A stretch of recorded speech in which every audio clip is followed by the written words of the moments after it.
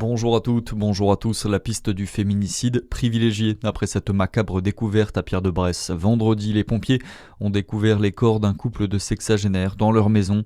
Les victimes auraient été tuées par balle. Une enquête pour homicide a été ouverte et confiée à la gendarmerie de Louhans.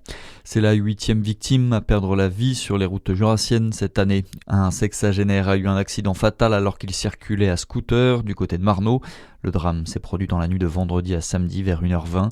Les pompiers, le SMUR, sont intervenus sur place mais n'ont pas pu sauver la vie du sexagénaire. Près de 1000 personnes évacuées du parc des Combes hier au Creusot. En cause, cet incendie qui s'est déclaré dans la forêt à proximité. Les pompiers ont été appelés vers 15h dans l'après-midi et ont mis en place un gros dispositif pour combattre le brasier. Au moins 1 hectare de végétation est parti en fumée. Dans le reste de l'actualité, les conséquences de la guerre au Moyen-Orient sur le prix des énergies en France. Hier, quelques dizaines de pêcheurs, agriculteurs, artisans et transporteurs ont manifesté en fin de matinée pour dénoncer des aides insuffisantes de la part de l'État. Dans la tribune dimanche, le Premier ministre Sébastien Lecornu demande à Total Énergie un plafonnement généreux des prix à la pompe et à faire preuve de bon sens. Le géant français des hydrocarbures a vu son chiffre d'affaires augmenter de 51% ce dernier trimestre avec le conflit au Moyen-Orient.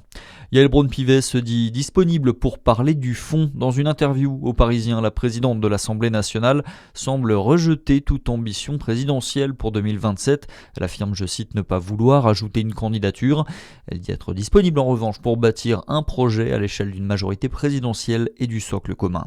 Et puis on passe au sport avec du basket et la victoire tout en sang-froid de l'élan Chalon. Hier sur le parquet du Paris Basket, les joueurs de Saône-et-Loire se sont imposés en toute fin de match. Score final 105-103. Défaite en revanche pour la JDA Dijon qui jouait à Nanterre. La Jeanne s'incline sans avoir pu tirer son épingle du jeu. 87-69. C'est tout pour l'essentiel de l'actualité. Bonne journée avec Fréquence Plus.